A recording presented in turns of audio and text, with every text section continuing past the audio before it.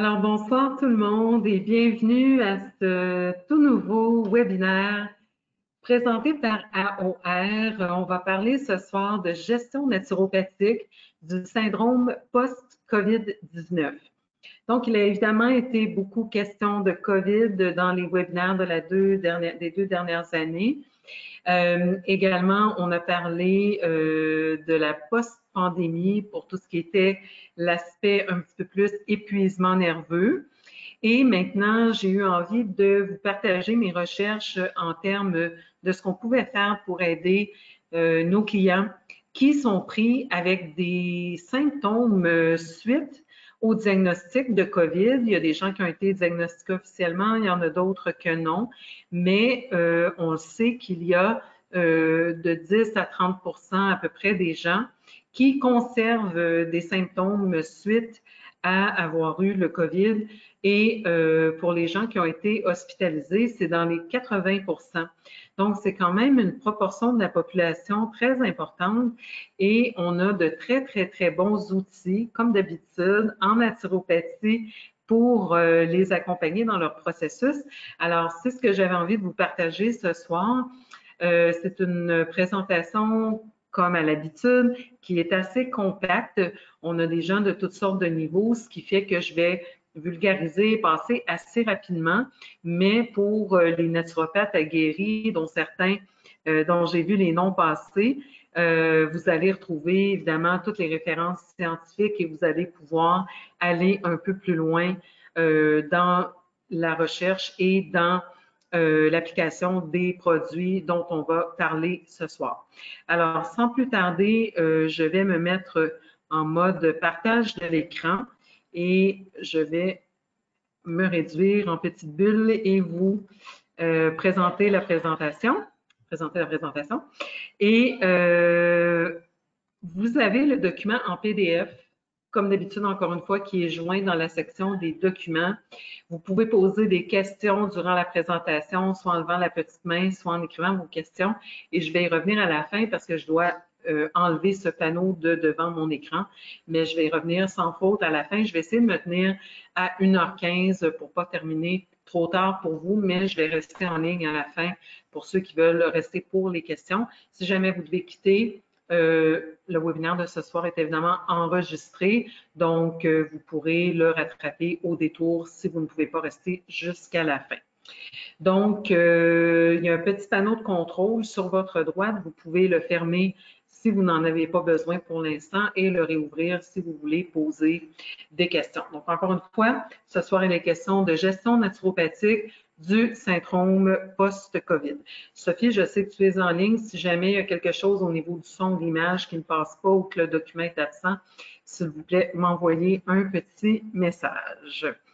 Alors, on y va. Je dois vous lire le dégagement de responsabilité. Le contenu de la formation n'a pas été évalué par la Direction des produits de santé naturelle et sans ordonnance du Canada. Les suppléments mentionnés ne sont pas destinés à diagnostiquer, traiter, guérir, atténuer ou prévenir une maladie quelconque. Seules les allégations nutritionnelles figurant sur l'étiquette de chaque supplément sur le site web de la DPSN pour les produits homologués au moyen du numéro de produit naturel sont autorisées et la formation et la propriété d'Aware et la mienne. Donc, vous avez accès au document, mais si vous citez le document, s'il vous plaît, nous donnez le crédit. Alors, pour ceux qui ne me connaissent pas, je suis Chantal Dumas, naturopathe agréée en pratique clinique depuis 22 ans et officiellement depuis hier chez AOR depuis 12 ans en tant que conseillère médicale. Donc, je m'occupe de tout l'aspect technique, des formations, de répondre à vos questions. Et il y a avec moi au Québec Sophie Desharnais qui est la représentante des ventes. Pour la plupart, vous connaissez Sophie. Donc, on va parler ce soir de COVID comme tel, parce qu'avant de voir les symptômes qui restent après COVID, on va passer très brièvement sur COVID. On va parler d'inflammazone. C'est un petit peu une nouvelle notion pour certains d'entre vous, extrêmement intéressant. Donc, on va décortiquer ça un peu. On va parler du syndrome post-COVID comme tel. On va parler des différentes hypothèses. Et c'est très, très intéressant parce que c'est en fait le lot des nouvelles maladies, un petit peu comme le syndrome du spectre autistique, par exemple, ou différentes maladies modernes, on va dire, qui sont souvent une combinaison de différentes dysfonctions qui affectent plusieurs systèmes. Et donc, pour certaines personnes, ça sera le tube digestif combiné avec le système nerveux. Pour d'autres, ça sera autre chose. Donc, la médecine conventionnelle, avec son approche très pointue, très ciblée, n'est pas toujours la meilleure option pour ce type de syndrome comme le syndrome post-COVID. Donc, on va regarder les différentes hypothèses et je vais approfondir celles que j'ai retenues davantage et vous allez voir que dans les différentes options thérapeutiques, on en a qui adressent chacune des hypothèses. On va parler de plusieurs produits, le curcuma, la quercétine, le resveratrol, l'extrait de thé vert, le PEA, que vous connaissez peut-être moins, qui agit sur le système endocannabinoïde, la vitamine D, la vitamine C, le NAC, la mélatonine et les autres options possibles. Donc, c'est la description du contenu de ce soir. Donc, COVID-19 et immunologie, l'immunopathogénèse virale dans le COVID-19 est caractérisée par un déséquilibre du système immunitaire. Ça, on l'avait bien compris, mais un déséquilibre dans quel sens? Il y a une surfonction des cellules de type TH1 et TH17. Il y a une augmentation des cytokines pro-inflammatoires. Vous vous rappelez, au début, il était beaucoup de questions de cette fameuse tempête de cytokines. Donc ça s'est bien avéré, c'était bien démontré. Des cytokines, interleukines, bon, 17, 21, 22, les granulocytes, macrophages, colony stimulating factor. Donc, il y a différentes composantes du système immunitaire qui sont en hyper-réaction. La tempête de cytokines comme telle est suivie d'une hyperinflammation, d'un dysfonctionnement du système respiratoire. Et donc, c'est ce qu'on a beaucoup mis de l'avant dans les différentes recherches qu'on a essayé de faire du côté de l'industrie des produits naturels. Il y a un dysfonctionnement des cellules T régulatrices également qu'on appelle Treg et le ratio TH17 et Treg qui est également déséquilibré. Et ce sont quelques-unes des raisons, mais il y en a d'autres qui sont importantes dans la progression de la maladie. Mais en gros, ce qu'il faut retenir, c'est qu'il y a un déséquilibre au niveau de l'immunité. Donc, ce n'est pas juste un manquement au niveau de l'immunité, mais c'est une dérégulation de l'immunité et c'est accompagné d'une tempête de cytokines, donc de beaucoup d'inflammation. Alors, l'inflammasome, le coronavirus, comme le SARS-CoV-2, peut être mortel en raison de sa capacité à stimuler une partie de la réponse immunitaire innée appelée l'inflammasome. Donc, ça aussi, il en a beaucoup été question. On voit que ce qui cause beaucoup de dégâts dans le cas de COVID-19, comme dans le cas du syndrome post-COVID, c'est cette réponse inflammatoire. C'est la réaction du système immunitaire face à l'invasion du virus et cette réaction qui entraîne un déséquilibre de l'immunité va affecter l'inflammation de manière très importante. L'inflammasome peut provoquer une libération incontrôlée de cytokines pro-inflammatoires et on voit que c'est ça qui cause beaucoup de dégâts. La tempête de cytokines et les dommages parfois irréversibles à l'épithélium respiratoire. Donc, évidemment, on le sait au niveau de la sphère pulmonaire, mais ce n'est pas limité à cette sphère-là. On sait qu'il y a des dommages au niveau des reins qui peuvent survenir au niveau de la sphère cardiovasculaire, etc. Donc, plus spécifiquement, le SARS-CoV-2, donc le virus qui est responsable, ou en tout cas associé à COVID, active l'inflammasome NLRP3 qui va déclencher l'interleukine 1B.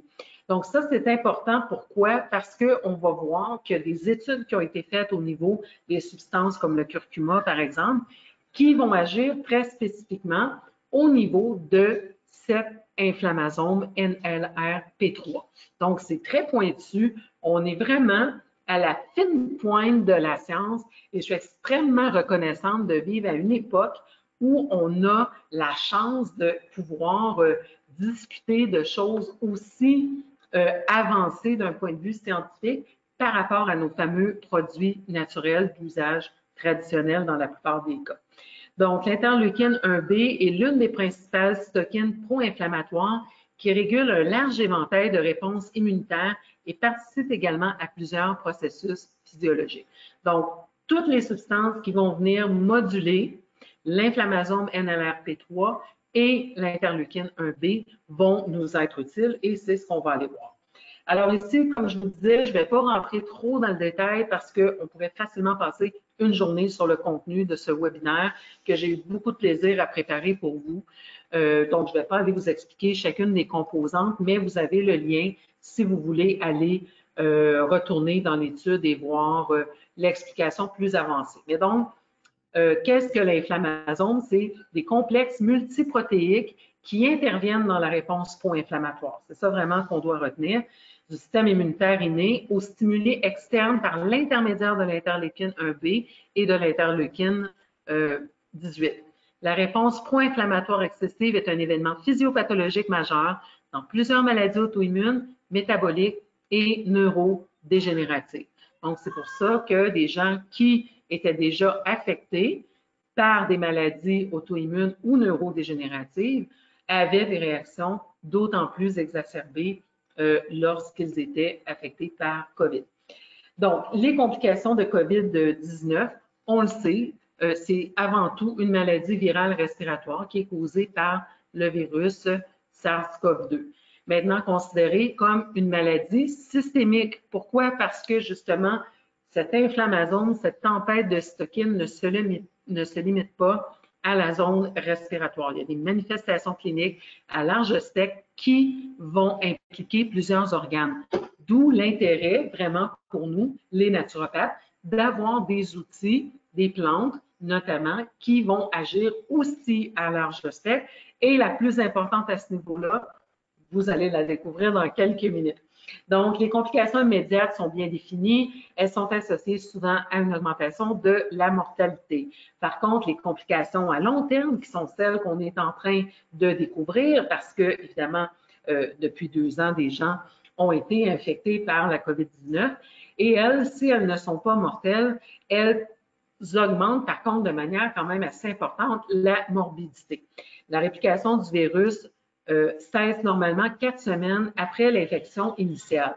Et c'est ça qui est un petit peu difficile pour la médecine conventionnelle. On dit, bon, techniquement, ces personnes-là ne sont plus infectées, elles ne sont plus contagieuses, mais elles continuent à avoir tout un éventail de symptômes et les symptômes sont variables aussi d'une personne à l'autre. Donc, c'est encore une fois des systèmes qui sont déréglés et il y a un enchevêtrement de ces systèmes et de ces symptômes et c'est pour ça que ça va être variable. Nous, en naturopathie, comme on va beaucoup aborder les gens en fonction de leur tempérament, eh bien, on a une longueur d'avance parce qu'on sait que, par exemple, les nerveux vont avoir plus de symptômes qui vont toucher leur sphère nerveuse, les bilieux, leur sphère digestive, etc. Donc, mais en médecine conventionnelle, évidemment, ils ne comprennent pas pourquoi les gens ont des symptômes en apparence disparates. Alors, qu'est-ce que c'est techniquement le syndrome post-COVID selon l'Organisation mondiale de la santé? Donc, l'état post-COVID-19 survient chez les personnes ayant des antécédents d'infection probables ou confirmés. Donc, comme je vous dis, on n'est pas obligé d'avoir eu vraiment un diagnostic par le SARS-CoV-2, généralement 3 mois après le début de la COVID-19 avec symptômes et qui durent au moins 2 mois et ne peuvent pas être expliqués par un autre diagnostic.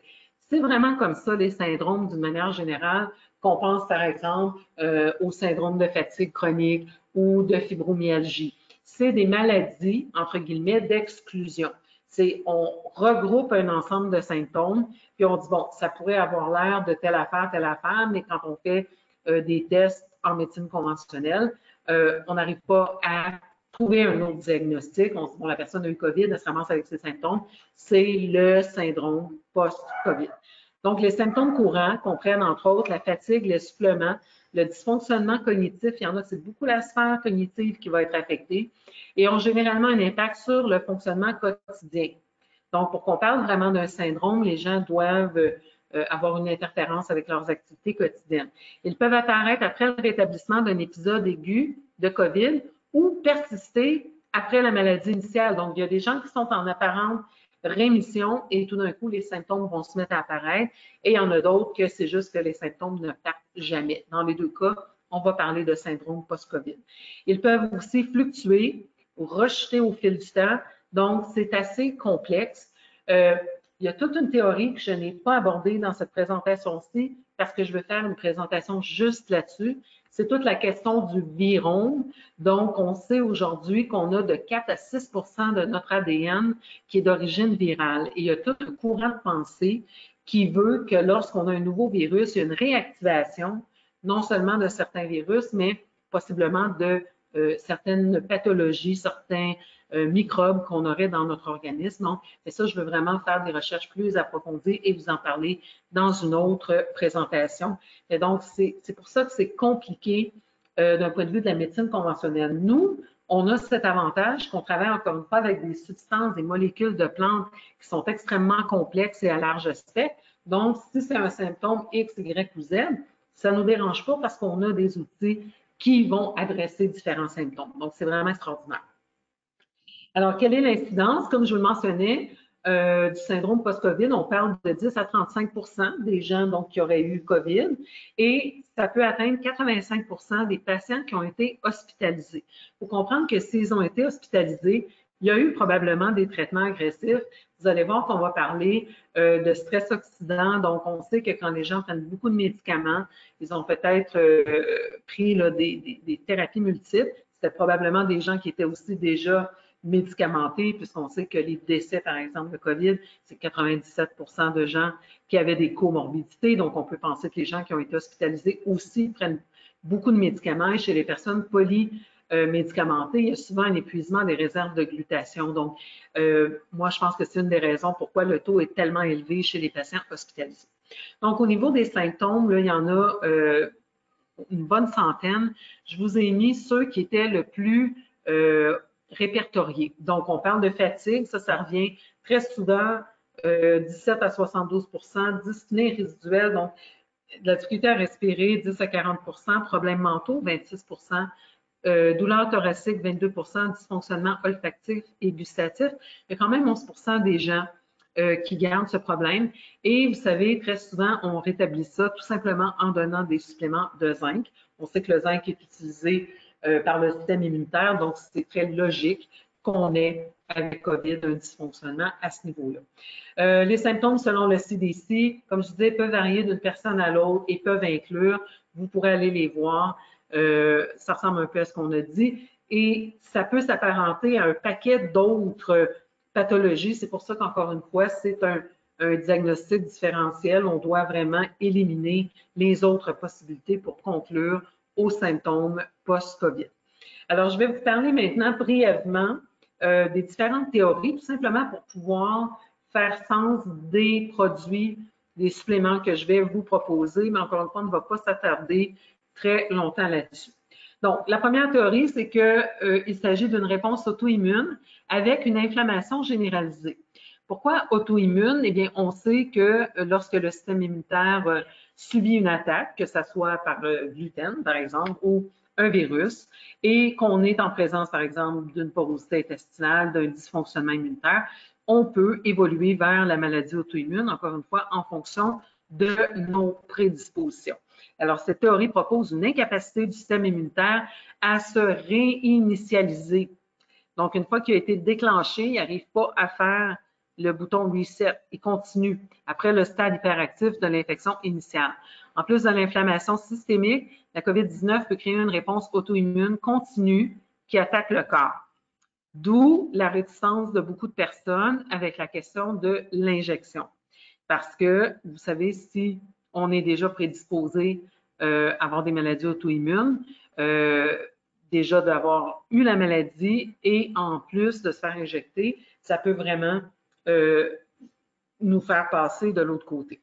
Donc, la persistance virale et les fantômes viraux, ça c'est intéressant aussi. Cette théorie suggère que le virus ou ses composantes peuvent rester dans le corps longtemps après l'infection initiale et même après qu'une personne ait été testée négative. Vous savez, c'est un peu comme herpès simplex. Bon, il y a des gens qui ont eu l'herpès, par exemple, buccal, et on sait que ça reste dans leur système. Et lorsqu'ils ont un épisode de fatigue ou qu'ils ont des co-infections, eh bien, l'herpès simplex va réapparaître. Donc, ça peut faire du sens. On parle que le SARS-CoV-2 pourrait se cacher dans les cellules et se réinitialiser dans le cadre de certaines conditions. De plus, il pourrait y avoir de l'ARN viral et des protéines qui persistent même après que le virus a quitté le corps, ce qui entraîne une réponse immunitaire activée. donc qui se logent à certains endroits. On parle que certains organes pourraient avoir de la difficulté à se débarrasser du virus et dans ce cas-là, le système immunitaire va continuer à être déclenché parce qu'il va y avoir de l'inflammation des corps étrangers présents et à la longue, ça peut créer tous les symptômes comme si la personne continuait d'être infectée par COVID. Donc, la persistance virale, je vous ai mis une image de ce que ça pourrait avoir l'air. Donc, les noyaux cellulaires sont en bleu, infectés par le COVID, qui sont les zones rouges. Donc, c'est démontré, c'est le cas de certaines personnes.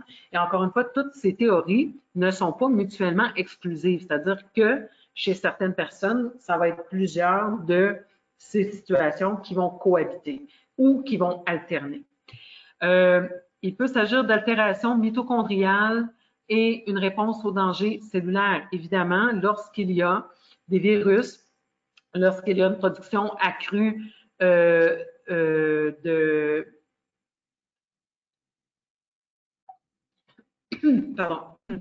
radicaux libres, ça peut interférer avec la mitochondrie, Et donc, il peut y avoir un problème à ce niveau-là. Donc, la théorie propose que la COVID détourne les mitochondries des cellules immunitaires et altère les voies mitochondriales. Il y a une manipulation cellulaire au profit de la réplication. C'est comme si le virus hackait les cellules à son profit. Le virus va drainer l'énergie des mitochondries qui ne pourront plus l'utiliser pour elles-mêmes. Ensuite, on a l'activation d'agents pathogènes dormants. Ça rejoint un petit peu ce que je vous parlais par rapport au virome. Donc, des pathogènes dormants dans le corps ayant une infection COVID peuvent apparaître et exacerber les symptômes. On parle de bactéries, parasites, d'organismes fongiques et de virus. Dans des conditions normales, ces pathogènes sont contrôlés par le système immunitaire, mais quand le système est déjà en train de combattre COVID, il peut survenir un espèce d'état où le système immunitaire est submergé et c'est là qu'on va se trouver avec un déséquilibre important. Ensuite, il y a toute la question de l'activation des mastocytes et des équilibres NAD+. Donc ça va ressembler à tout ce qui est en lien avec les problèmes d'histamine, par exemple. Mais le déclencheur initial peut être le SARS-CoV-2. Alors, cette théorie implique une réaction en chaîne de la physiologie cellulaire. COVID peut provoquer un déclenchement anormal des mastocytes, qui est la première ligne de défense immunitaire. Pour les personnes atteintes de syndrome d'activation mastocytaire, cela provoque une action erratique du système immunitaire. Ça va rendre la personne encore plus malade. C'est comme si on parle d'une personne, par exemple, qui est sujette à faire beaucoup d'allergies. Eh bien, le fait qu'elle soit en plus en train de gérer COVID, toute sa sensibilité va être exacerbée. Ce processus peut également être lié à l'épuisement de NAD+. C'est la coenzyme qui favorise le bon fonctionnement des enzymes métaboliques et elle peut altérer davantage le processus cellulaire et la fonction des mastocytes. Donc, vraiment, on est en présence de différentes théories parce qu'il y a plusieurs processus qui peuvent être impliqués et qui sont impliqués chez certaines personnes et pas nécessairement chez d'autres. Il y a ensuite la possibilité d'un dysfonctionnement persistant du tronc cérébral. Ça rejoint un petit peu l'hypothèse de tout à l'heure où on disait que le système immunitaire n'est pas capable de faire son reset, sa réinitialisation. Il peut arriver la même chose au niveau du tronc cérébral qui contient des noyaux qui régulent les processus respiratoires, cardiovasculaires, gastro-intestinaux, neurologiques. Et donc, ce déséquilibre peut être associé au COVID long et chevaucher les symptômes. C'est pour ça que on disait tout à l'heure, 26% des gens vont avoir des symptômes au niveau de l'humeur, au niveau des processus cognitifs. Et finalement, la dysbiose intestinale, il y a plusieurs études intéressantes que j'ai trouvées à ce niveau-là. Les associations entre la composition du microbiote intestinal, les niveaux de cytokines et les marqueurs inflammatoires chez les patients atteints de COVID-19 suggèrent que le microbiome intestinal est impliqué dans l'ampleur de la gravité de la COVID et peut-être un modulant les réponses immunitaires de l'autre. On sait, nous, depuis longtemps que 80% de notre immunité se trouve dans notre tube digestif. Donc, s'il y a une dysbiose, évidemment, ça va faire qu'on va moins bien pouvoir réagir face à COVID et aux suites de COVID. Donc, la dysbiose du microbiote intestinal après la résolution de la maladie pourrait contribuer à des symptômes persistants de COVID-19. Évidemment, si en plus les gens ont dû prendre différents médicaments, que ce soit des antibiotiques, que ce soit des corticostéroïdes, ces médicaments vont aussi affecter le microbiote et donc une réaction en chaîne peut s'en suivre, une espèce de cercle vicieux. Et finalement, la théorie numéro 8, c'est qu'il y a un chevauchement de plusieurs affections. Cette théorie émet l'hypothèse que les patients COVID long présentent une combinaison de maladies multiples, des lésions permanentes des organes des poumons et du cœur, donc à cause de la tempête de cytokines, le syndrome post-soins intensifs, encore une fois, les gens peuvent avoir été intubés, peuvent avoir eu des prises de médicaments agressives, syndrome de fatigue post-virale, épuisement du glutathion, encore une fois, épuisement des surrénales également, symptômes persistants de la COVID. Alors qu'une personne peut souffrir d'une ou deux des maladies associées, d'autres peuvent être aux prises avec plusieurs. Donc, les symptômes et la gravité seront variables d'une personne à l'autre. Évidemment, moi, c'est la théorie à laquelle j'adhère pour avoir suivi quand même un certain nombre de personnes autant durant COVID qu'en post-COVID. C'est vraiment avec les tests, donc les tests en médecine fonctionnelle, qu'on va aller voir qu'est-ce qui se passe. Est-ce que c'est vraiment un épuisement du glutathion? Est-ce que c'est un stress oxydant qui est vraiment important? Est-ce qu'il y a des réactions virales qui sont encore là? On peut aller avec des tests, même si on ne travaille pas avec des tests, même si vous voyez des gens sur le plancher en magasin, il y a quand même des choses intéressantes à proposer et on va y arriver dans quelques minutes. Donc, est-ce qu'il existe un test comme tel pour diagnostiquer le COVID long? J'en ai trouvé un, je n'ai pas d'expérience clinique avec, mais je vous l'ai partagé quand même parce que je trouvais la démarche scientifique intéressante. Donc, c'est un test qui s'appelle InCellKine, qui est un test sanguin qui mesure 14 biomarqueurs immunitaires découverts au cours de l'infection COVID active et qui sont importants dans la pathogenèse du virus. Donc, ces gens-là, ce qu'ils ont fait, c'est qu'ils ont regardé tous les marqueurs qui étaient affectés dans les cas de COVID et ils ont créé un algorithme avec ça. Et donc, ils font passer une prise de sang aux gens qui ont apparence d'avoir un syndrome post-COVID et la prise de sang subit l'algorithme et on va aller voir est-ce que le profil immunitaire de ces gens, le profil inflammatoire, etc., correspond en fait à des choses qui ont été vues durant COVID. Donc, ça me semble très intéressant. Des gens sérieux. Encore une fois, je n'ai pas d'expérience clinique. C'est un test sanguin, donc à moins d'avoir accès à faire cela, c'est compliqué pour nous. Mais je voulais juste vous dire que cela existe. Alors, qu'est-ce qu'on fait du point de vue conventionnel? Bien, vu que, encore une fois, c'est très vaste et qu'il y a des symptômes un petit peu disparates et différents d'une personne à l'autre, on essaie différentes choses. Donc, il y a évidemment les stéroïdes, les glucocorticoïdes qui vont être utilisés pour essayer de stopper le processus inflammatoire, des trucs comme la prédnisone, les statines, par exemple, qui vont protéger les parois des vaisseaux sanguins contre l'inflammation. Je ne vous dis pas que j'adhère à ça, je vous dis que c'est la vision de la médecine conventionnelle. Et on va aller aussi avec des inhibiteurs du CCRS qu'on sait à l'origine pour traiter le virus VIH. Donc, il y a des tentatives de traitement qui sont faites à ce niveau-là.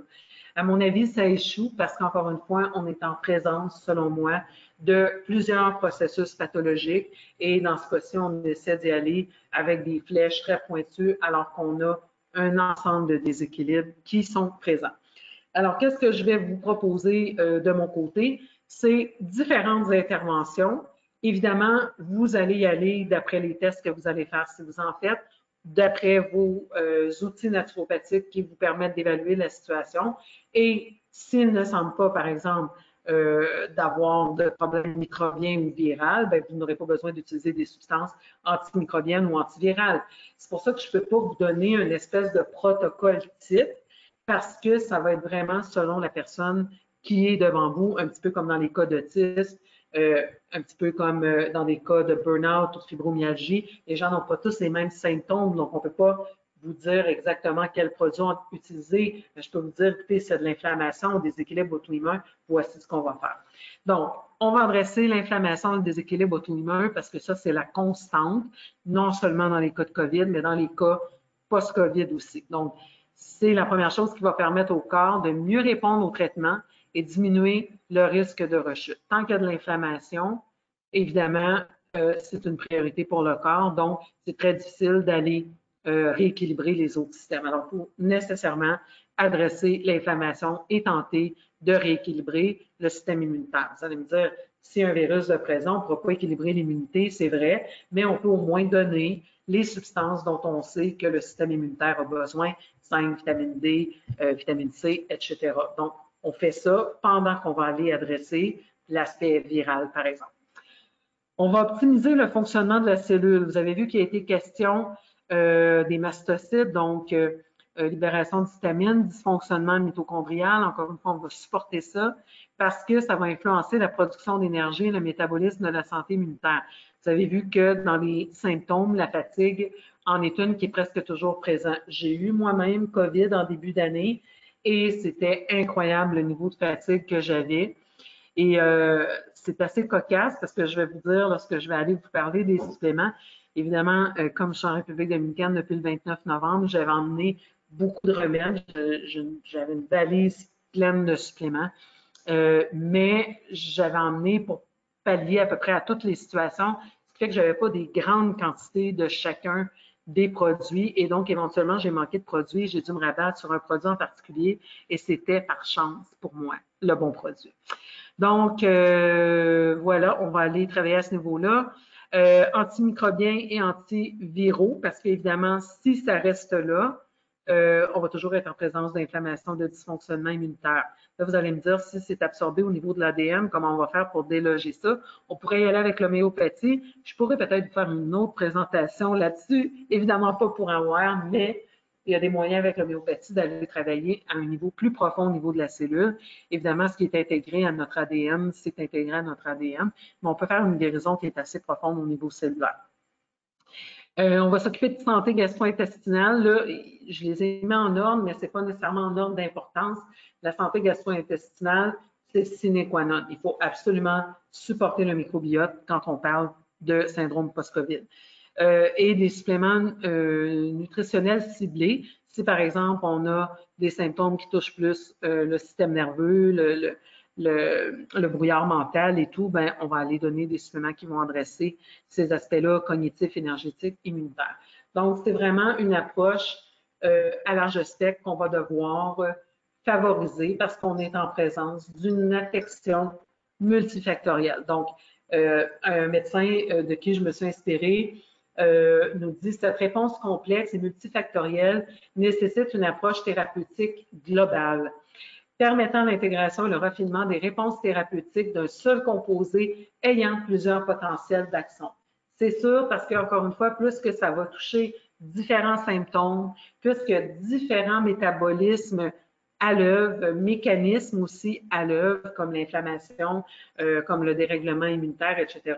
Mais ce qu'on veut, c'est aller chercher des molécules, des plantes qui vont avoir aussi une action multifactorielle. Alors, c'est ce qu'on va faire.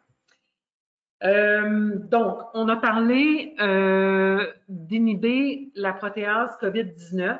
Donc, c'est la protéase principale qu'on appelle M-Pro, qui est nécessaire à la réplication virale. C'est une cible potentielle des médicaments d'un point de vue de la médecine conventionnelle. Et la beauté de la chose, c'est que certaines de nos substances biochimiques, phytochimiques, ont la capacité à aussi inhiber la réplication de la COVID-19. On pense notamment à la curcumine, à la déméthoxycurcumine, donc l'intérêt ici d'avoir l'ensemble de différents curcuminoïdes, la quercétine, galate d'épigallocatechin, donc l'extrait de thé vert, catéchine, extrait de thé vert encore une fois, et différentes autres que je vous ai mis par intégrité scientifique, mais dont on ne va pas nécessairement élaborer l'action ce soir. Alors, on revient à la notion d'inflammasome et des polyphénols. Donc, il y en a quelques-uns d'intégrés ici parce que je vous ai combiné différentes études cliniques. Donc, il y en a quelques-uns. On parle de curcumine, de quercétine, de GCG et de resveratrol. Ils sont de puissants inhibiteurs de la production d'interleukine 1B, vous vous rappelez au début, médiés par l'inflammasome NLRP3. Donc, vous voyez, c'est ce mécanisme qui est à l'œuvre et on a différentes molécules qui agissent spécifiquement à ce niveau-là, validées scientifiquement. Donc, elles vont moduler la régulation à la hausse de NF-kappa-B. Donc, vous vous rappelez qu'NF-kappa-B, c'est impliqué dans la cascade inflammatoire et elles vont être utiles pour contrer l'hyperinflammation qu'on voit dans les cas de COVID-19 ou de post-COVID. Elles vont agir généralement à plus d'un endroit des voies impliquées. Donc, encore une fois, on veut des molécules qui vont avoir une action à large spectre et qui va toucher différents systèmes, différents organes. Elles ont un effet biologique encore plus large qui influence une variété de voies, par exemple NF-kappa-B. Donc, c'est vraiment extraordinaire qu'on ait ce genre d'informations de disponibles par rapport à nos produits naturels. Donc, dans certains cas, je vous mets les print screens en bon français. Je vous mets les captures d'écran parce que, comme dans ce cas-ci, c'est une étude qui est publiée dans Frontiers in Pharmacology. Donc, tu sais, là, quand les gens vous disent, oui, c'est de l'anecdotique en naturopathie, vous avez ça sur 5 clients. Non, non, non. C'est des études très, très, très sérieuses. Et qu'est-ce qu'on nous dit ici? Curcumine en tant que traitement potentiel pour la COVID-19. Donc, c'est pas moi qui parle de traitement, c'est l'étude clinique. La curcumine, dans ce contexte, les composés naturels tels que la curcumine ont montré des effets bénéfiques sur la progression des maladies inflammatoires en raison de ces nombreux mécanismes d'action, large spectre, antiviraux, anti-inflammatoires, anticoagulants, vous vous rappelez que ça aussi c'est un problème avec COVID, antiplaquettaires et cytoprotecteurs. Ces effets et bien d'autres de la curcumine en font une arme prometteuse dans le traitement adjuvant de la COVID-19. Donc, traitement adjuvant, ça veut dire que si des gens ont accès, c'est mon cas en République dominicaine, si j'ai un ami qui a eu COVID aussi et qui est allé se faire traiter en milieu hospitalier, on a utilisé l'ivermectine et l'hydroxychloroquine. Donc, la curcumine aurait été un excellent complément dans son cas. Je vais vous parler beaucoup de curcumine parce que dans la question du syndrome post-COVID, c'est vraiment la meilleure option.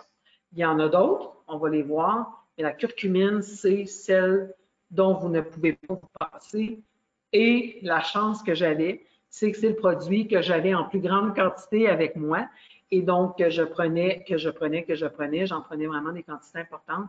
Mais j'ai remonté, j'ai été malade 2 semaines très solides et la fatigue après était incroyable. Mais j'ai remonté quand même rapidement de la fatigue et j'attribue cela à la prise, dans mon cas, c'est curcumin ultra que j'avais avec moi.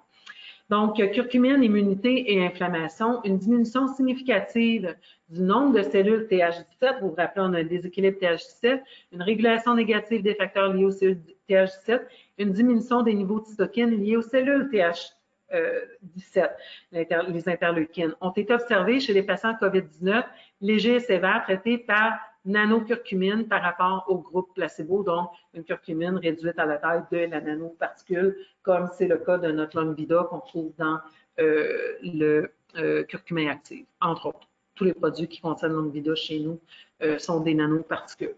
Alors, vous voyez encore une fois, Journal of Cellular Physiology, donc des revues très officielles. Et la conclusion des chercheurs va comme suit. La curcumine pourrait réduire la fréquence des cellules TH17 et leurs facteurs inflammatoires connexes chez les patients COVID-19 légers et graves. Par conséquent, elle pourrait être considérée comme un composé modulateur potentiel dans l'amélioration de l'état inflammatoire du patient. Ensuite, la curcumine supprime la tempête de cytokines. Je ne vais pas tout vous le lire, mais vous comprenez le principe. Et les cibles potentielles de la curcumine antivirale et anti-inflammatoire. Donc, regardez à tous les endroits dans le processus viral et anti-inflammatoire, donc dès l'exposition à SARS-CoV-2 via nos voies respiratoires, on a tout de suite la curcumine qui va venir interagir avec donc l'insertion de la protéine spike dans le récepteur ACE2 et tout le long de la cascade inflammatoire de la tempête de cytokines, la curcumine a des cibles d'action. C'est-tu pas beau?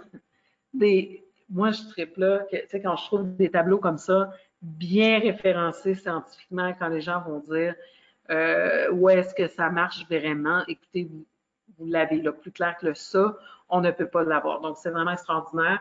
voyez, à tous les points, à tous les endroits, dans toutes les voies métaboliques, que la curcumine va exercer son action antivirale et anti-inflammatoire.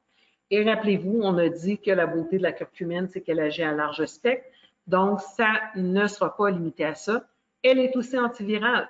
Donc, vous avez ici la liste des virus pour lesquels la curcumine va exercer son effet antiviral et évidemment, en haut de fil, SARS-CoV-2. Donc, elle a des propriétés antivirales, anti-inflammatoires, antithrombotiques, anti. Donc, c'est vraiment la molécule de choix pour nous. Antithrombotique potentielle dans les troubles hémostatiques. Vous savez qu'il y en a été beaucoup question aussi de la question des troubles hémostatiques chez les patients atteints de COVID. Donc, vous voyez encore ici les différentes cibles d'action de la curcumine, donc différents niveaux, même au niveau des thromboses. Ensuite, les mécanismes d'action contre les virus. La curcumine va moduler favorablement les processus cellulaires pathologiques induits par le virus, modulation de l'inflammation NLRP3, comme on avait dit au début, favoriser l'éradication ou l'inactivation virale, c'est dans le cadre d'une étude en pré-impression, et l'inhibition de la réplication virale. Les recommandations dans cette étude sont de 500 à 1000 mg de curcumine biodisponible. Évidemment, je vais vous en reparler de la question de biodisponibilité 2 fois par jour, mais ce qu'on veut, c'est toujours d'obtenir la curcumine libre, le nota bene, et de ma part, ce n'était pas dans l'étude.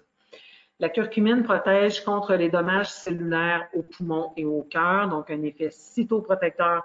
Encore une fois, vous avez les mécanismes d'action. Et je vous disais que j'allais vous reparler de la question de la biodisponibilité de la curcumine. Vous savez que dans la racine de curcuma, il n'y a que 2 à 6 de curcuminoïdes. Et de ce 2 à 6 il y en a environ 5 qui est absorbé. Du 5 qui est absorbé, c'est métabolisé très rapidement. Métaboliser, ça veut dire que le foie va neutraliser en attachant une molécule de glucuronide à la molécule de curcumine pour pouvoir l'excréter alors que cette molécule est neutre et ne va pas venir interférer avec différentes choses. Et si elle est neutre, elle n'a plus de potentiel thérapeutique. Donc, ce qu'on veut, c'est pas juste augmenter la biodisponibilité, mais c'est s'assurer qu'on a une curcumine libre. Dans le cas de la curcumine longue vida, on a un produit qui va passer par le système lymphatique avant d'arriver au foie. Donc, ça va avoir le temps d'agir au niveau des différentes cibles thérapeutiques en tant que curcumine libre. Éventuellement, ça va être glucuronidé, sulfaté dans le foie, ça va être éliminé. Mais comme c'est absorbé par la lymphe, ça a le temps d'agir avant.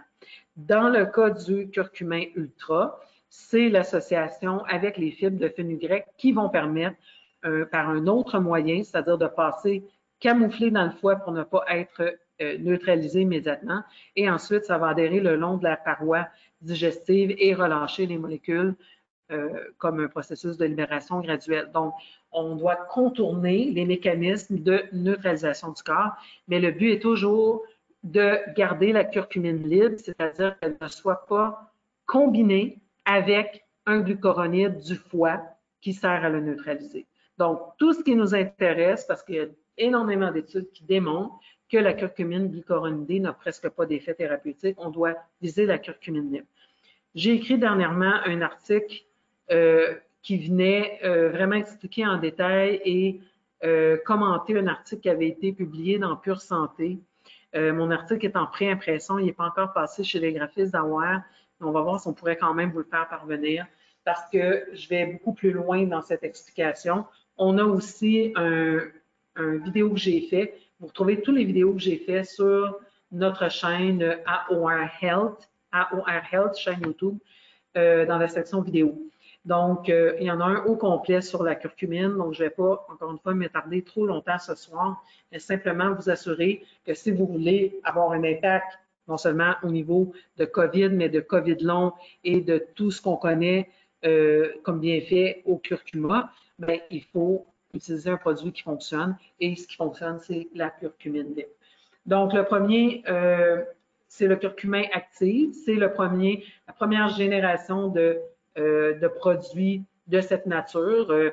Donc, le procédé longue vida qui a été mis au point par les scientifiques de l'Université de Californie à Los Angeles avec verdure et c'est un produit breveté qui est inclus dans nos produits AOR, dans différents produits d'AOR, dont le curcumin active. Donc, c'est du 133,3 mg, mais la biodisponibilité est accrue par 100 via le système lymphatique. Donc, c'est l'équivalent de 13 grammes de curcumine. C'est l'équivalent des études qui étaient faites par voie injectable. Donc, c'est un produit extrêmement performant, soulagement rapide de l'inflammation.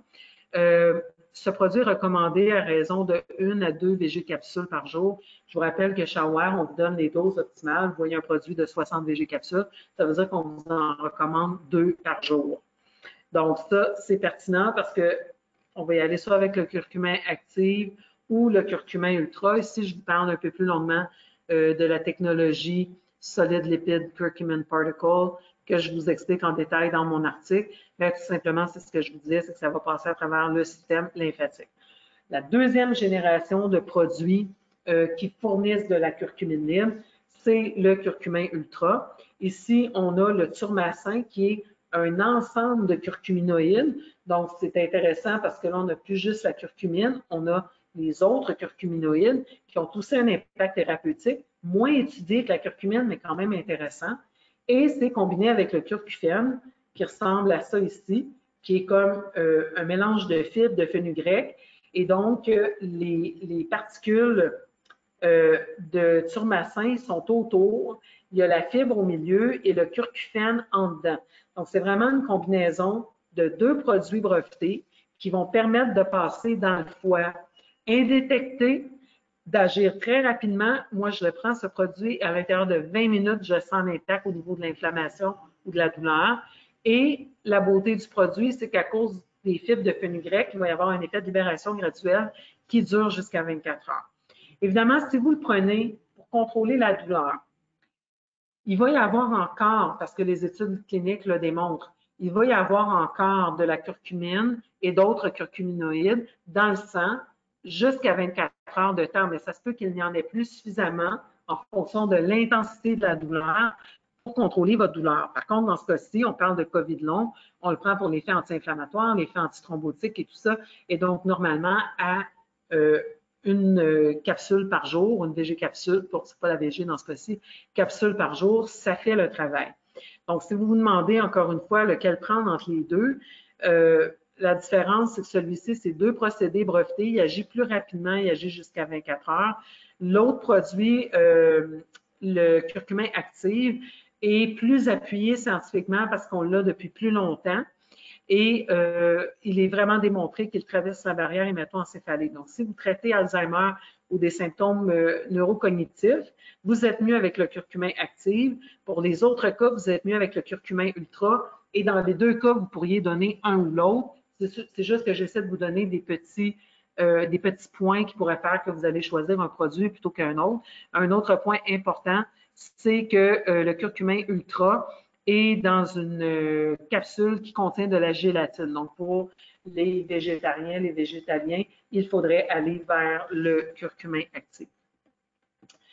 Donc, la quercétine, une autre molécule très, très, très intéressante dont il a également été beaucoup question durant toute l'histoire de COVID. C'est un antioxydant de la classe des flavonoïdes, comme on le sait, qui a un effet anti-inflammatoire, utilisation largement établie dans le traitement de diverses pathologies, symptômes d'allergie, diabète, maladies cardiovasculaires. La quercétine a en elle-même des propriétés antivirales et antipéthogéniques et c'est soutenu par des études cliniques, entre autres, au niveau des voies respiratoires supérieures, il faut aller avec des doses de 1000 mg par jour. L'effet antiviral a été démontré pour des virus à ARN comme le coronavirus et des virus à ADN. Elle a un rôle pléiotropique, ça veut dire qu'elle a différentes actions, un peu comme la curcumine, donc antioxydant et anti-inflammatoire. Elle module l'expression de micro-RNA impliqués dans les voies de signalisation, la guérison post-virale. Quercétine et SARS-CoV-2 agit de 3 manières différentes. Elle va cibler la protéase principale de type 3C du SARS-CoV-2 qui est impliquée dans la réplication, donc ça va bloquer la réplication. Elle va agir comme ionophore pour l'afflux de zinc, donc elle est impliquée dans le transport du zinc qui est aussi important pour la réplication. Donc, c'est un autre moyen qu'elle va empêcher la réplication virale et elle va réguler les gènes des micro-ARN qui sont également impliqués dans la réplication virale. Donc, encore une fois, la curcumine a un effet antiviral. La quercétine agit sur les mécanismes de réplication du virus. Donc, c'est deux produits extrêmement complémentaires. Vous comprenez qu'on va vouloir donner les deux. Et vous allez me dire, si la personne est en post-COVID, techniquement, elle n'a plus d'infection active, mais comme vous avez vu, il peut y avoir des réveils de vieux virus, il peut y avoir une persistance virale, donc c'est toujours pertinent. Donc ici, je vais plus loin dans les mécanismes d'action contre les virus. Elle agit aussi au niveau de la modulation du fameux inflammasome dont il a été question. Elle va aider au niveau de réduire les dommages collatéraux, restaurer la fonction, stabiliser les mastocytes. On connaît la quercétine dans ce rôle depuis toujours au niveau des allergies, par exemple. Et on va recommander 1000 mg 2 fois par jour en fonction de cette étude. Alors moi, je vous dirais, tant qu'il y a des symptômes importants, allez-y à 2 fois par jour. Le reste du temps, vous pouvez y aller à 1 fois par jour. On a un produit chez Aware de 100 végécapsules de 500 mg. Donc, ça pourrait être 2 capsules par jour ou 4 capsules dans un cas où les symptômes sont plus intenses, où l'histamine est plus présente, où l'inflammation également est plus présente, ou lorsqu'il y a une infection active, puisque vous vous rappelez que ça va avoir un impact au niveau de la réplication virale. L'extrait de thé vert, donc le galate d'épigallocatechin, c'est le principal ingrédient actif du thé vert. Il a été démontré que lui aussi normalise l'inflammasome. Il cible potentiellement la protéase principale impliquée, encore une fois, dans la réplication virale. Donc, vous avez 3 produits, curcumine, quercétine, extrait de thé vert, qui agissent au niveau des virus, de l'inflammasome, comme antioxydants. Donc, vraiment des actions complémentaires très synergiques. Donc, on va plus loin dans l'explication. On parle de 225 mg par jour pour agir contre les virus. Chez Aware, on a un produit de 500 mg dans un format de 180 végécapsules. Donc, encore une fois, vous pouvez augmenter la dose. Juste un petit point que j'aimerais vous souligner, il y a un tout petit peu de caféine dans notre extrait de thé vert et c'est voulu, c'est parce que ça potentialise l'action de l'antioxydant. Donc, c'est pour ça qu'on le laisse. C'est pas assez pour avoir un effet excitant qui est de toute façon balancé par le GCG, mais c'est simplement pour favoriser l'action de le GCG, le potentiel de le GCG. Une autre molécule dont il n'a pas tellement été question durant COVID et que j'ai découvert dans le syndrome post-COVID avec beaucoup de plaisir, c'est le resveratrol. Donc, on le sait, c'est un polyphénol présent dans de nombreux fruits et légumes, surtout les petits fruits, et qui possède de nombreux effets bénéfiques pour la santé. C'est une autre substance qui va moduler l'inflammasome et qui va avoir un impact au niveau de virus comme l'influenza. Donc, pourquoi c'est pertinent avec SARS-CoV-2? On a dit tantôt qu'il pouvait y avoir des réactivations de virus qui dormaient. Donc, on a tous, à un moment donné, été exposés à l'influenza. Donc, activité in vitro contre le syndrome respiratoire du Moyen-Orient. Vous vous rappelez celui qu'on avait eu après le premier SARS et avant le deuxième. Donc, un produit qui peut être pertinent également. Donc, qui va lui aussi agir au niveau de l'éradication ou l'inactivation virale, moduler le processus cellulaire pathologique induit par le virus et moduler l'activation de l'inflammasome. On recommande 100 à 150 mg par jour. Ça cadre très bien avec notre resveratrol d'Aware qui est du 100 mg par jour. 90 végécapsules, donc vous pouvez en prendre 3 par jour. Évidemment, si vous combinez plusieurs antioxydants, c'est peut-être pas nécessaire d'en prendre 3 par jour. Vous modulez en fonction des symptômes. Par contre, si c'est quelqu'un qui a beaucoup de problèmes de la sphère cardiovasculaire, peut-être que c'est sur celui-là que vous allez mettre un peu plus d'emphase. Le PEA, le palmitoléthanolamide, pour ça qu'on l'appelle PEA, parce que c'est un nom accouché de A, c'est un dérivé de l'acide palmitique anti-inflammatoire qui interagit avec le système endocannabinoïde. Donc, Tout ce pourquoi vous pensez que le cannabis peut être aidant, le PEA peut le faire. C'est une molécule assez nouvelle. AWARE a introduit ça au Canada, mais la recherche sur le PEA a plus de 50 ans et il y a 350 articles qui ont été retrouvés dans PubMed qui parlent de PEA. La personne, c'est une vieille dame italienne là, qui a fait beaucoup de recherches là-dessus, a eu un prix Nobel pour sa découverte du PEA. Donc, plusieurs mécanismes d'action intéressants, inhibition du TNF-alpha, du NF-kappa-B, stabilisation des mastocytes, donc encore une fois, des trucs impliqués dans le syndrome post-COVID, dans le COVID, et sur lesquels n'agissent pas les autres molécules dont on a parlé. Donc, dans le cas de la grippe, le PA pourrait atténuer la tempête de cytokines. C'est des études un peu plus anciennes, donc on ne parlait pas spécifiquement de SARS-CoV-2, mais on s'adresse ici aux mécanismes sous-jacents. La posologie était généralement de 600 mg 3 fois par jour pendant 3 semaines dans les cas de grippe, de problèmes respiratoires. Donc, les mécanismes d'action au niveau des virus, encore une fois, on va agir au niveau de la défense et de la réparation cellulaire.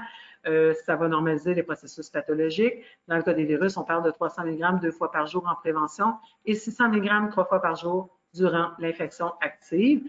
On a différents produits qui contiennent le PEA chez AWARE. Ici, on pourrait choisir le Peak Activate. On en a un aussi avec de la quercétine. Donc, on pourrait y aller de différentes options. Je suis allée par la plus simple. La vitamine D, il y en a énormément été question. Bon, vous savez que c'est un modulateur du système immunitaire, qui réduit l'expression des cytokines inflammatoires et augmente la fonction des macrophages. Vous savez que toutes les personnes qui ont eu des cas graves de COVID ou qui sont décédées de la COVID étaient carencées en vitamine D. Ces études nous viennent de Grassroots Health. Donc, vous pouvez aller faire vos recherches. J'ai parlé énormément de la vitamine D. J'ai fait des émissions de radio, de télé là-dessus. Donc, vous pouvez retrouver toute mon information très bien référencée scientifiquement. Donc, dans le cas de post-COVID, elle nous intéresse parce qu'elle va stimuler les peptides antimicrobiens. On va en donner entre 50 et 80 nanogrammes par millilitre ou nanomol par litre dans notre cas de vitamine D sérique. C'est-à-dire que je vous ai cité l'étude, mais nous, on travaille en nanomol par litre au Canada, donc je vous ai fait la traduction. Donc, vous voyez que Santé Canada nous parle en général qu'en bas de 50, là, on a un problème, et les chercheurs nous parlent de 125 à 200. Moi, j'essaie de maintenir les patients entre 125 et 150, et on peut commander les tests si les médecins ne veulent pas les faire passer chez Grassroots Health, et le patient fait le test lui-même. Donc, on veut s'assurer qu'on ne veut pas en donner trop, mais en général, à 5000 unités internationales par jour, on n'a pas de problème. Ça dépasse les recommandations de Santé Canada qui s'attardent à l'effet sur le métabolisme osseux de la vitamine D, mais pas au niveau immunitaire. Ça prend des doses beaucoup plus élevées pour le niveau immunitaire. Ici, un peu comme pour la curcumine, je vous ai trouvé un beau tableau qui nous montre les différents endroits où la vitamine D va agir dans le système immunitaire. Et donc, on a la TH17, on a la Treg dont on parlait au début, TH1, TH2, donc l'équilibre auto-immun, robustesse immunitaire. Donc, vraiment, tout ce qu'on a parlé, on le retrouve dans nos substances naturelles. Vous avez les mécanismes d'action. Je vous recommande la vitamine D en liquide, celle qu'on a chez AWARE. C'est un très bon rapport qualité-prix parce que vous faites 6 mois avec une dose optimale de 5000 ml par jour, de 5000 unités internationales par jour, pardon. Et donc, c'est émulsionnel et très facile à digérer, à absorber dans de l'huile de coco. Elle a un goût neutre, elle se prend bien. Donc, c'est un produit qui est très apprécié en général. On le garde au frigo une fois ouvert. On peut le mettre dans nos smoothies, on peut le mettre dans d'autres choses. Il n'y a aucun problème. Et on peut prendre les 5000 unités d'un seul coup le matin avec notre jus ou avec notre smoothie. Et donc, même pour les enfants, on va prendre la bouteille adulte et le grand format. C'est plus économique. La mélatonine, beaucoup d'études. Moi, vous savez, j'en parle souvent de la mélatonine parce que je suis une fanatique de la mélatonine. C'est un extraordinaire antioxydant et les gens sont tellement stressés depuis 2 ans. Vous savez que le cortisol est un antagoniste de la mélatonine. Donc, évidemment, le taux de cortisol élevé, qui finit par s'effondrer, va avoir un impact négatif sur la mélatonine. Les gens ont passé beaucoup de temps devant les écrans. beaucoup de temps dans les écrans de télé, les écrans d'ordinateur, à être exposé à la lumière bleue, donc encore une fois, qui a un impact négatif sur la production de mélatonine.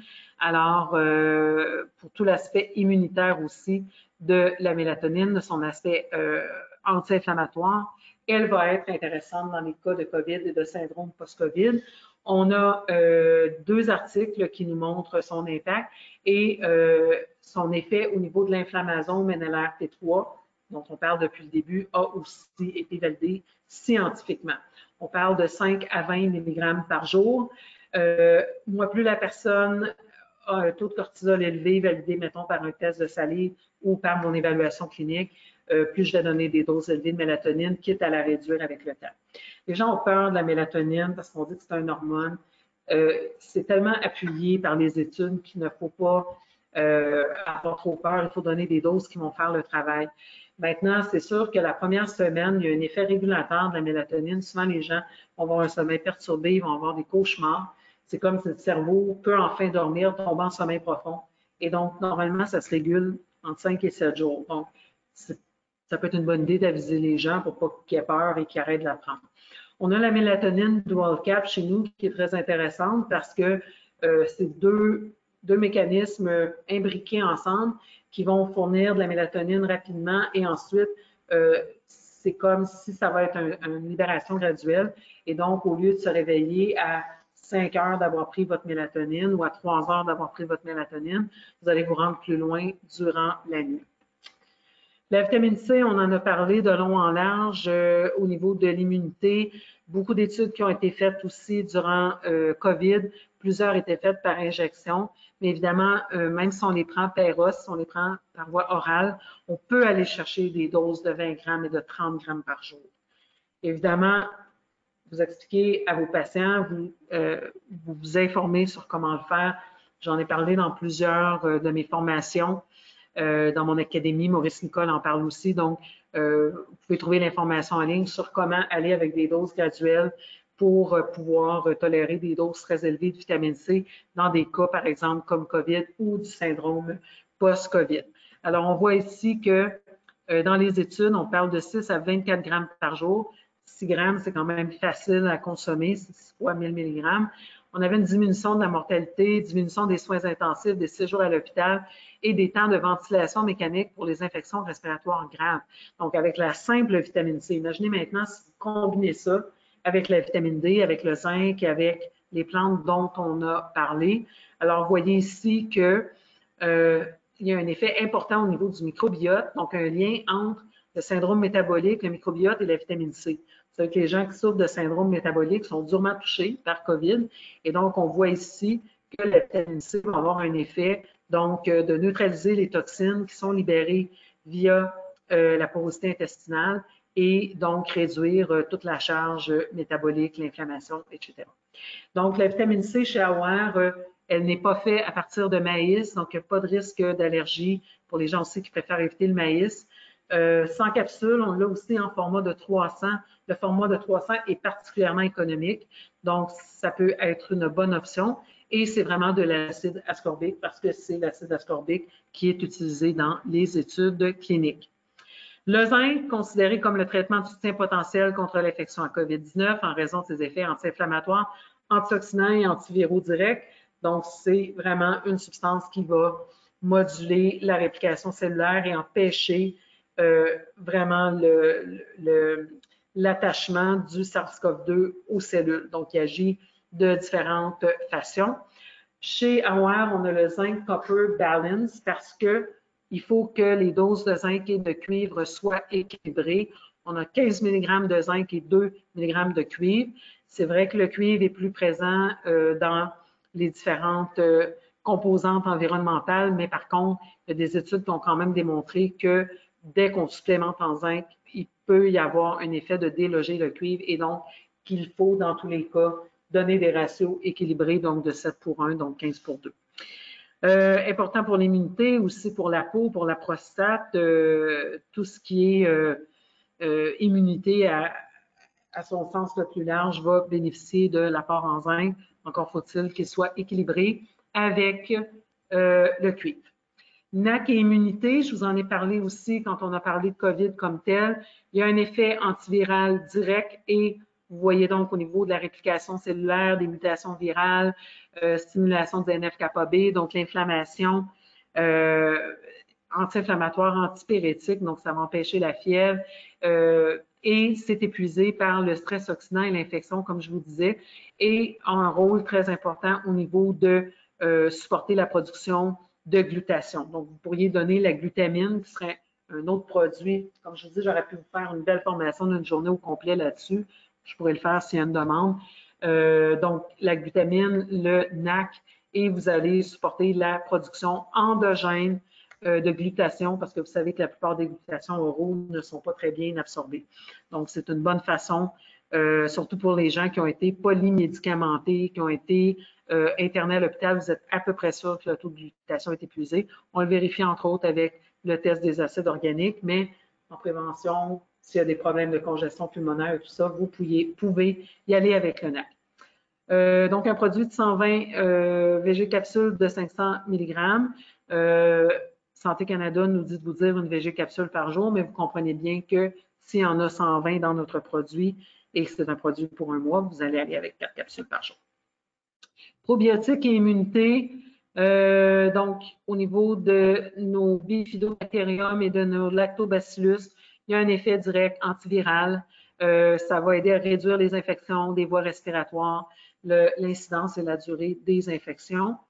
On a 2 excellents probiotiques qui pourraient être intéressants dans ce cas-ci chez Aware. Le probiotique avancé, qui est un mélange de 7 souches, dont 5 d'origine humaine, mais ça aurait très bien pu être le probiotique 3. Moi, dans la pratique, j'alterne les deux. L'idée étant toujours d'aller chercher une diversité optimale au niveau du microbiote et non pas des quantités monstres d'un seul probiotique ou d'une seule souche. Donc, ici, on a des lactobacillus, du bifidobacterium et du streptococcus qui sont les souches les mieux documentées au niveau des infections respiratoires. Il y a plusieurs autres suppléments qu'on pourrait considérer. Total, Orthocore. Évidemment, la multivitamine, vous auriez à l'intérieur le resveratrol, vous auriez le zinc, vous auriez l'extrait de thé vert. Donc, ça pourrait être une très belle option de dire, je vais travailler avec l'Orthocore ou le multibasique, mais l'Orthocore a plus d'antioxydants. Moi, je préfère vraiment cette multivitamine.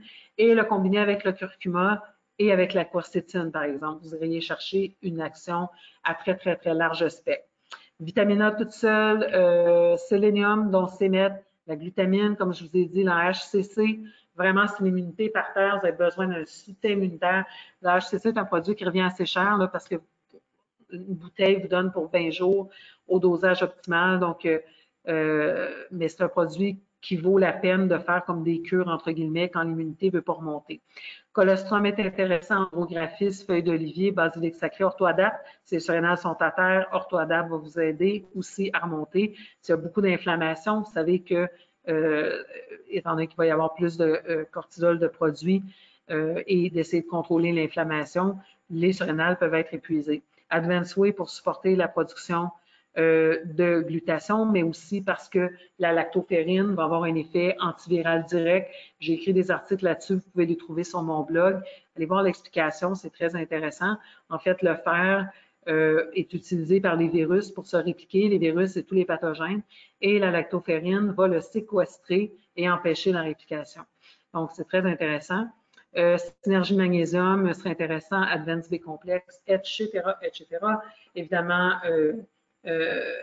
vous pouvez complémenter avec les oligo-éléments, vous pouvez complémenter avec les huiles essentielles. C'est un webinaire pour un web. Donc, vous avez la liste des produits qu'on a couverts ce soir et ça fait le tour de notre sujet à 21h09. C'est vraiment extraordinaire. J'ai tenu ma promesse de ne pas vous garder trop longtemps. Je vais maintenant venir voir si j'ai des questions.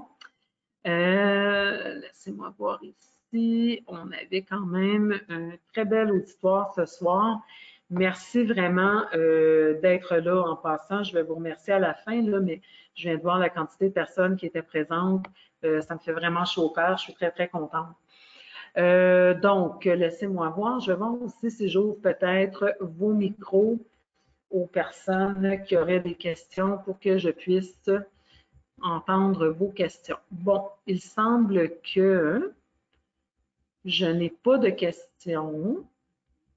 OK, donc, je vais essayer d'ouvrir les micros de tout le monde. Voilà.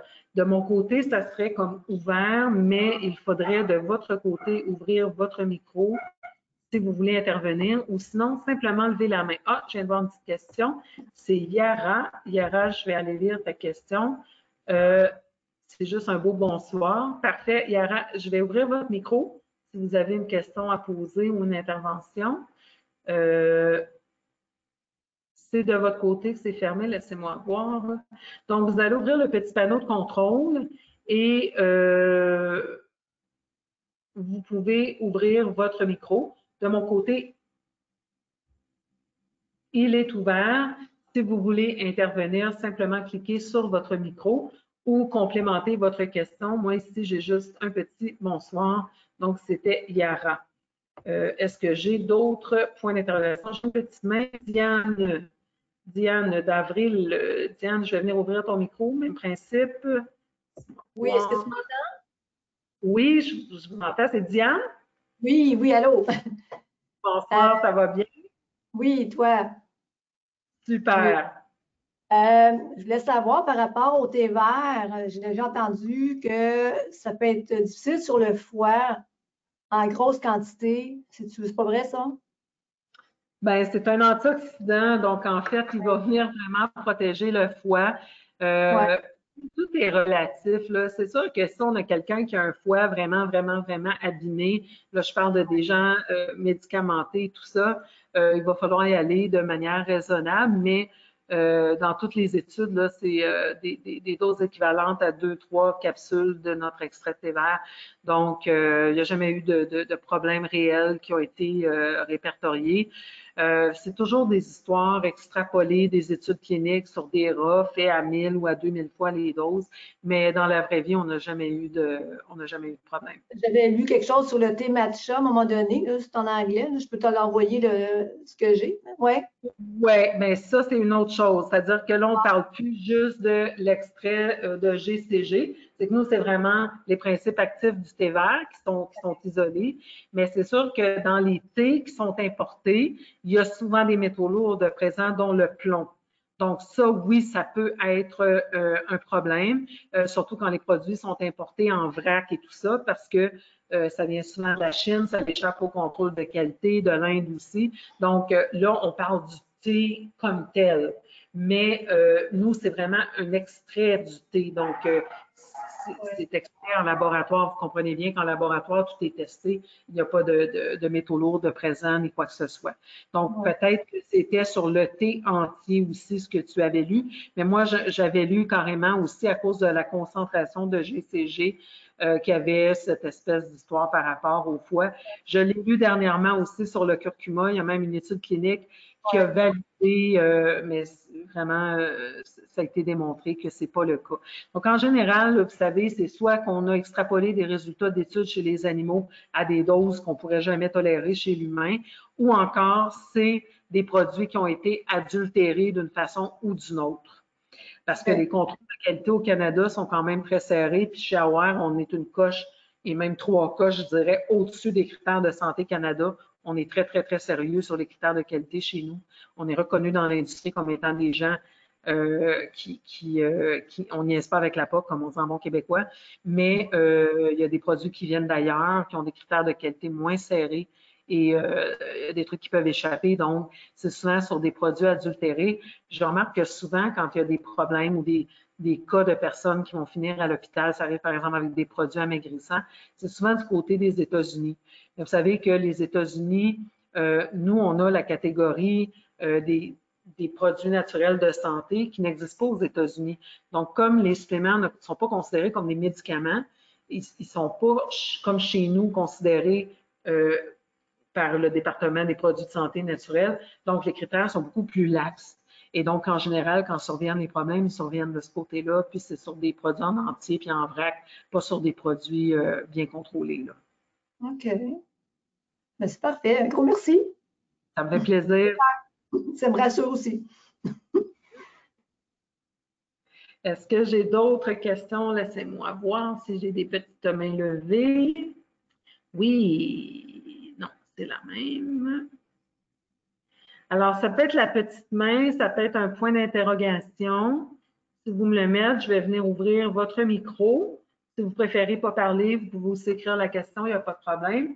Donc, pendant que je vais vous faire mes remerciements pour ne pas vous garder trop tard, vous avez encore quelques minutes pour venir me poser vos questions. Et s'il y en a d'autres à la fin que vous préférez me parler en privé, il n'y a pas de problème. Moi, je vais être là jusqu'à 1h30 là, sans aucun problème si vous êtes là. Donc, qu'est-ce que j'ai? Non, je n'ai pas de nouveaux petits points d'interrogation, des petites mains levées. Je vous laisse quelques minutes pour vous décider, pour vous dégêner. Vous avez vu, Diane a posé sa question, ça n'a rien de gênant. Donc, je vais en profiter pour vous remercier encore une fois. Je sais qu'après 2 ans de pandémie, là, c'est pas évident de venir faire des formations en ligne en soirée. Il y avait beaucoup de matériel, c'est assez complexe. C'est pas grave de ne pas tout comprendre. C'est juste comme je vous dis que je fais l'information pour qu'elle soit bien documentée, puis que vous savez que les recherches ont été faites parce que vous avez les références cliniques. Puis si vous êtes plus certain, dans 3 mois, 4 mois, quelqu'un vous arrive avec ça, vous avez les documents, vous avez accès à tous les PDF de nos formations. Donc, conservez-les, puis là, vous pouvez aller fouiller, puis là, sortir l'étude clinique pour la madame qui vous demande ça a-t-il été prouvé, ça? Bien, oui, ça a été prouvé. Tout ce qui est là, il n'y a pas de diapositive, il n'y a pas d'étude clinique dedans. Tout est très bien documenté. On a cette chance de vivre à cette époque.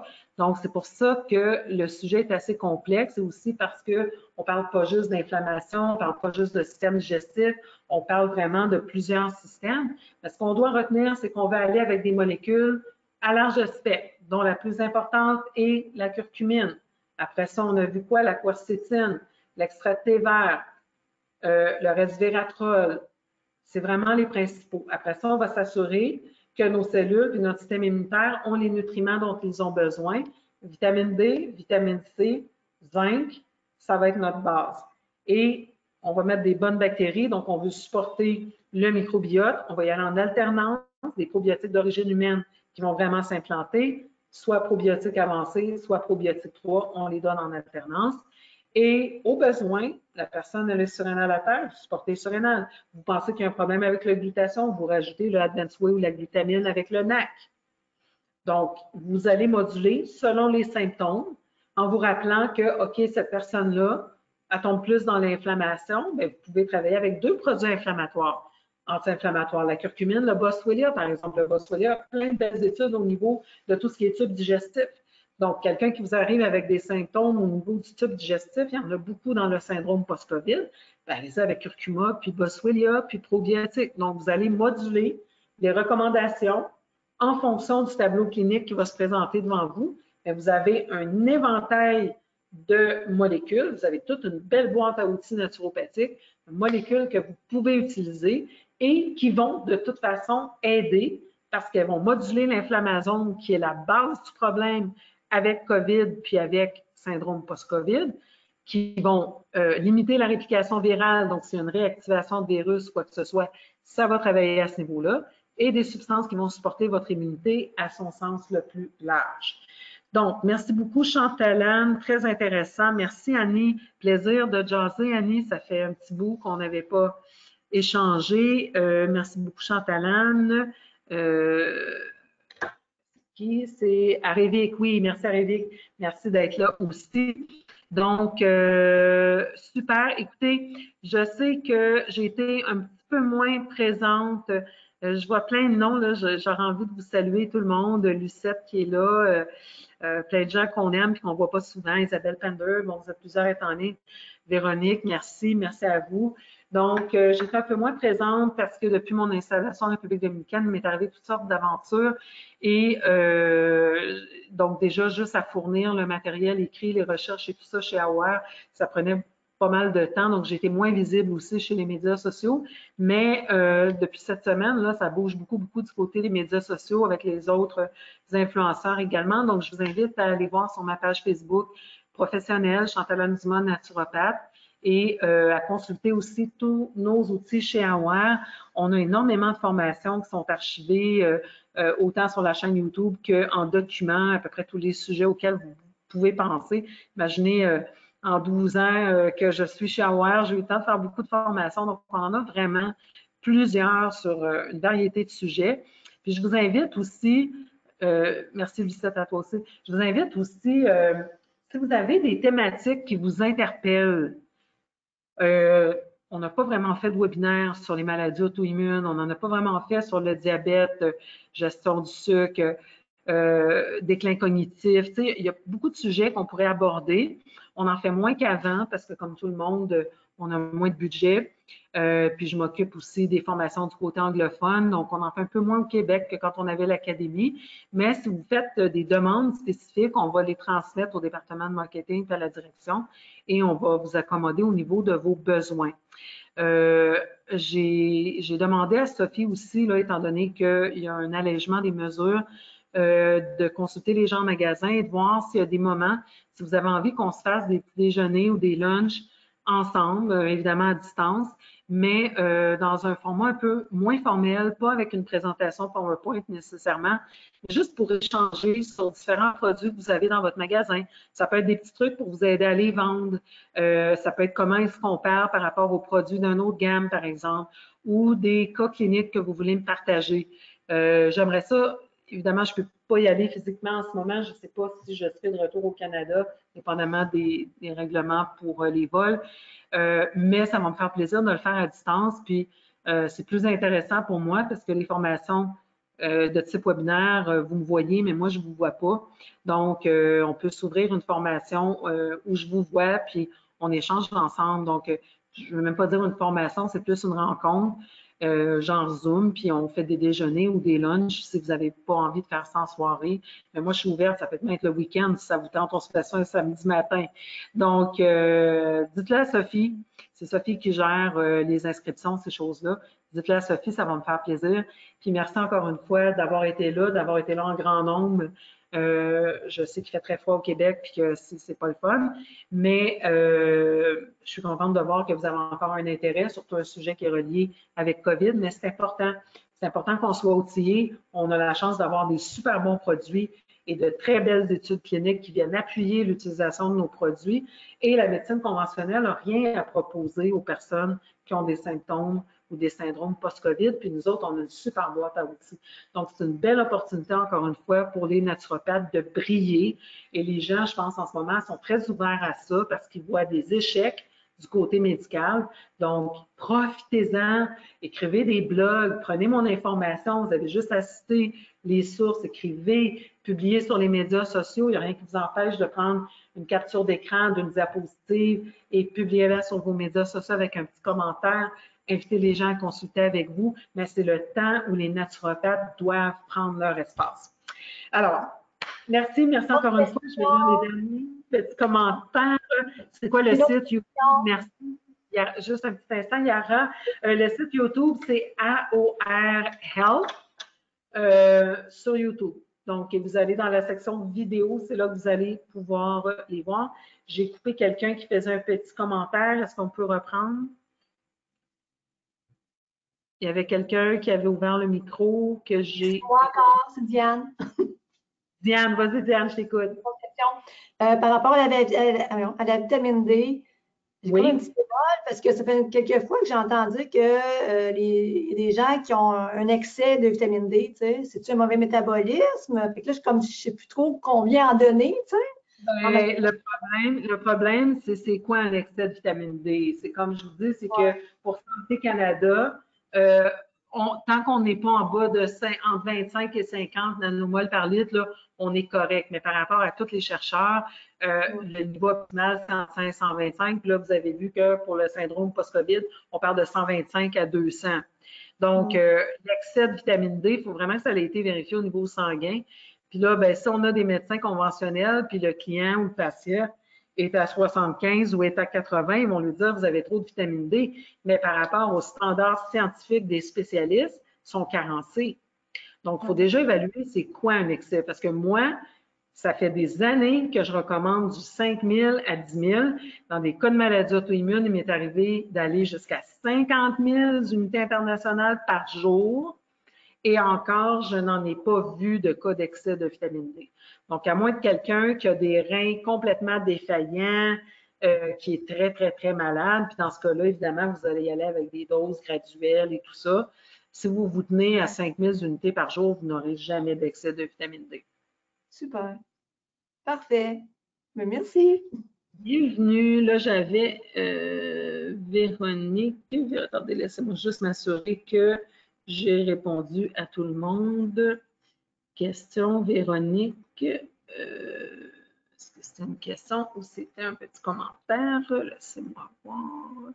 Oui, Véronique, c'était merci. Parfait.